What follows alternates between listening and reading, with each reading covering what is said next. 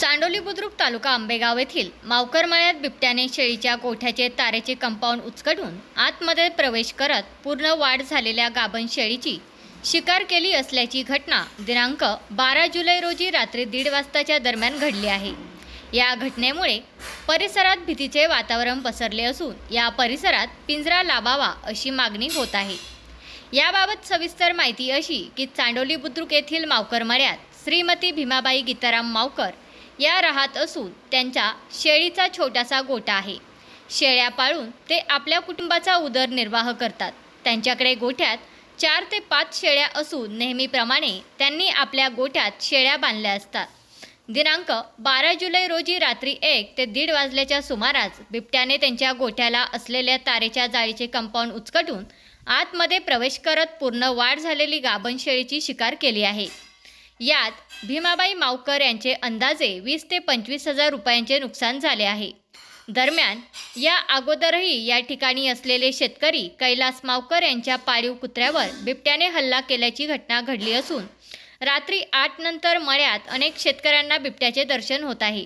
याबाबत वन खात्याकडे वारंवार पिंजरा लावण्याची मागणी करूनही वन विभागाने अद्याप पिंजरा लावलेला नाही। आता तरी वन विभागाने या ठिकाणी तत्काळ पिंजरा बसवावा तसेच भीमाबाई मावकर यांच्या शेळीची नुकसान भरपाई द्यावी अशी मागणी कैलास मावकर व सुभाष मावकर यांनी केली आहे। आजीबाई नाव काय तुमचं? भीमाबाई गीताराम मावकर। कुठे राहता? मावकर माळाव चांडवली। काय झालं, काय कसा प्रकार झाला या शेळीला? 1-1:30च्या दरम्यानमध्ये ना आम्ही आवाज आला होता आम्हाला, पण आम्ही काही बाहेर निघालो नाही भीतीमुळं। आमच्या शेळीवर जीवन आहे, शेळ्यांवरच। किती शेळ्या होत्या तुम्हाला? आम्हाला आमच्या शेळ्या 6 होत्या, त्याच्यातून आता 3 ठेवल्या, ते 3तून गेले। किती महिन्याची गाभण होती? 4 महिन्याची होती। 4 महिन्याची गाभण होती? हा। ते म्हटले तुम्ही विकायची होती पण ते वपली नाही गाभणमुळं। रात्री काय आवाज वगैरे झाला का? आला होता पण आम्ही भीतीमुळे निघलो नाही बाहेर। कुत्रे भुकलं वगैरे काय? कुत्रा वगैरे भुकलं काय? हा, कुत्रा पण भुकलं ना? हो। मग आता हे ह्या तुमच्या मळ्यामध्ये ना सारखा बिबट्या येतो, त्या वन खात्याला काय सांगणार तुम्ही? बोलवलं होतं आमच्या बाजूच्या माणसांनी, पण नाही आले ते। काय पिंजरा वगैरे लावायची मागणी केली का तुम्ही? काही बाजूच्या माणसांनी केलेली रे। हा, तरी आतापर्यंत लावलेलं नाही।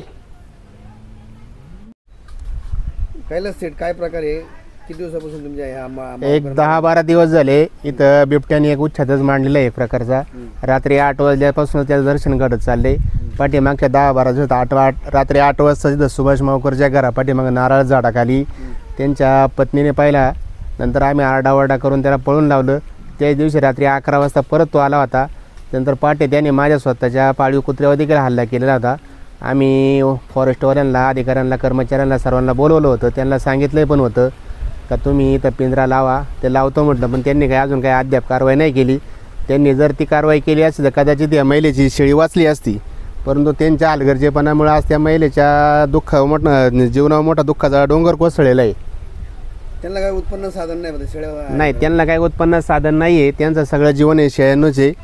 4-5 शेळ्या होत्या पाठीमागं, त्यांनी 2-3 विकले, पण आता राहिल्या 2-3, त्याच्यावर त्यांचं जीवन आहे। त्यातली पण आता एक जी मोठी शेळी होती तीच पण मेली। आता बारीक 2 आहेत त्यांच्याकडे फक्त। आता किती वाजता झाला साधारण?